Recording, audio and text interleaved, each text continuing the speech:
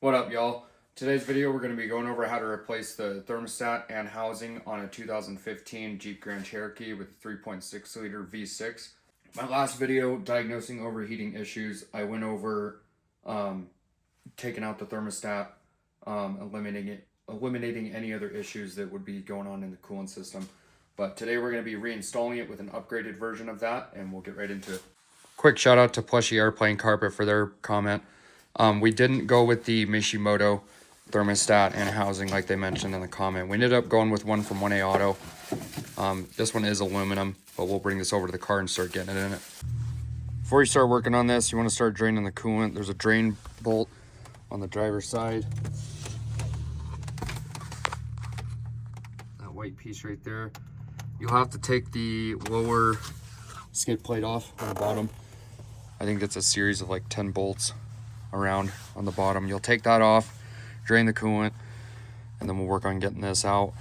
There's two 8mm bolts. One right there for the clamps. One right here, you'll take that off and these will slide off. There is a plastic tab piece that holds it on the back right here underneath. You'll have to kind of pull up on it. It's like a rubber grommet that holds it on. Same as the cover right here. Real quick, underneath the car, I'll show you how to get this skid plate off. There's gonna be 10mm right here. I think there's supposed to be one right here, or maybe it's a plastic clip, I'm not sure. Another one right here, another one back there. There's a 10mm on the wheel well back here. There's that bolt I was talking about right on the other side. There's two 12 mils right here. I believe these are 12mm or 14, I'm not sure. There's one right here. There's one right here. This whole skid plate will drop down and you'll be able to get to that drain plug right underneath here, underneath the radiator. So now that you got everything on top out of the way, you'll see the thermostat housing. Now, the way I'm gonna do it today is I'm gonna take the belt off just so I don't contaminate the belt with coolant. You can use a oil bottle like this, cut the top of it, put it underneath there while you're cracking those bolts loose, just in case there's any residual coolant inside there. But I'm gonna go ahead and take the belt off. To do that, you'll need a 3/8 drive ratchet.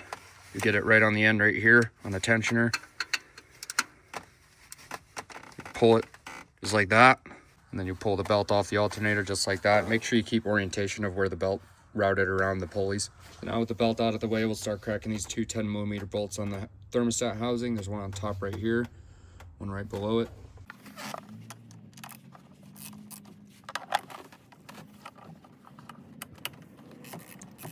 I do have a drip pan underneath. I'm just using this for extra measure.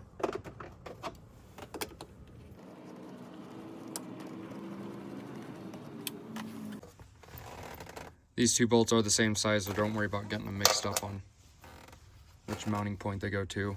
This thermostat housing will come straight out, and you'll notice I don't have the thermostat in it because we took it out in the last video. So now we'll grab some vice grips and or channel locks, get this hose clamp off here and get this thing out of here. Real quick, I want to go over a comparison of the two. So the old one is like an ABS plastic type material. It's got the bleeding part right on the top here. I ended up stripping the threads on this thing because obviously it's plastic and you can't get it very tight for one. There is a rubber O-ring on the top, but if you are using these plastic ones, you cannot get them very tight at all. Like finger tight, and I don't like that. The new one, aluminum. It uses a 5mm Allen wrench to loosen the drain bolt on the top. Ooh, that one's already pretty tight. So I've got a lot better feeling about this one already, just considering how tight that was. And yep, it's got the rubber O-ring. And I'll show you how to bleed the system once we get this installed in the car.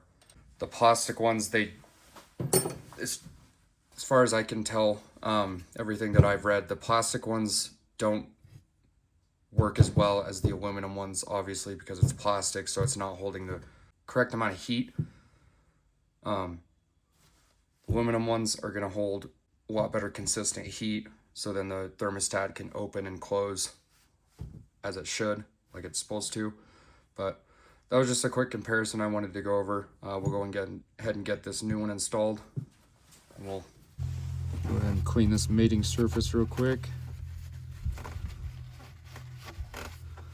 And those bleeding ports on the plastic ones, you can get replacements from auto parts stores I've found, but I didn't know if the plug itself was actually stripped or if it was the housing, the threads inside the housing. I wasn't about to chance it, so I went ahead and upgraded.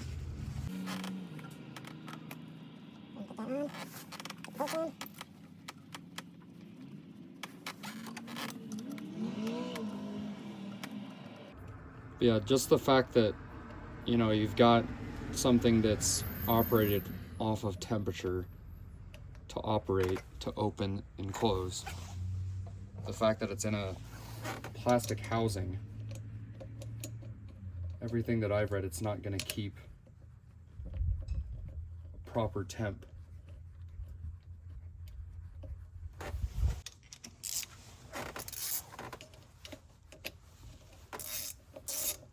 Starting out, you just want to get these snug.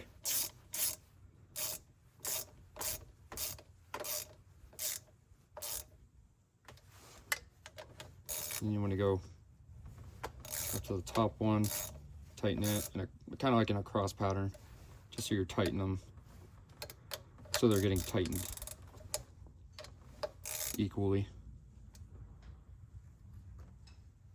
I don't have a proper torque spec on this.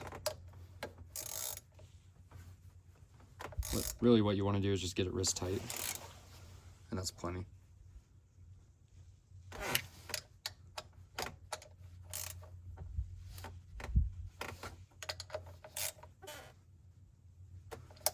All right.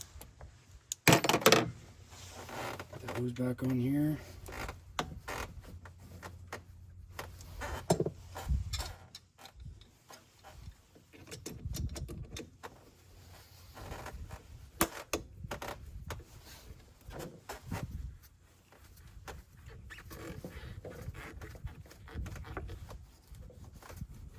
Quick shout out to 1A Auto.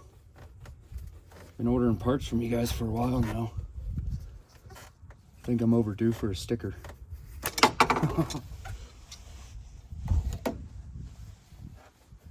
Alright, so now that we got that on, we're gonna go ahead and crack this bleeder port right here with that 10mm Allen wrench I was talking about. We're just gonna crack it loose while we start adding the coolant, just like that. I'm gonna be using Xerox G05 5050 antifreeze. Go ahead and start adding that to the radiator.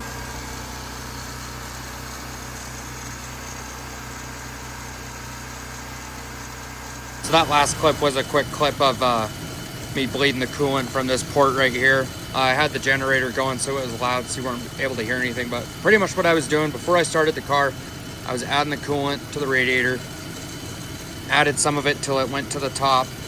Then I cracked this bleeder port right here, and as you can see in that last clip, it was bubbling out.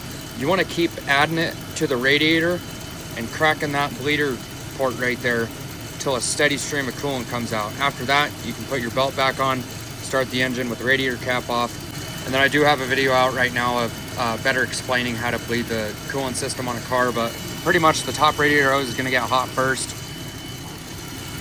The bottom one's going to be cold, because as the engine's warming up, it's warming up the coolant inside the engine. And then as soon as this gets to operating temperature, which I'm pretty sure it's about 203 degrees operating temperature, the thermostat will open and it will start circulating coolant from the top radiator hose through the radiator, down to the bottom radiator hose, and back up through the engine.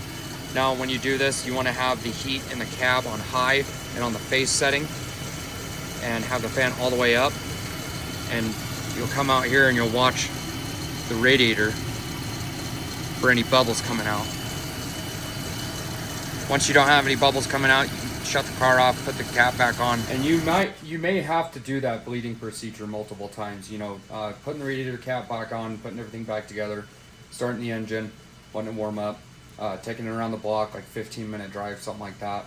Coming back, letting it cool completely down. Take the radiator cap off. If you need to add coolant, add coolant.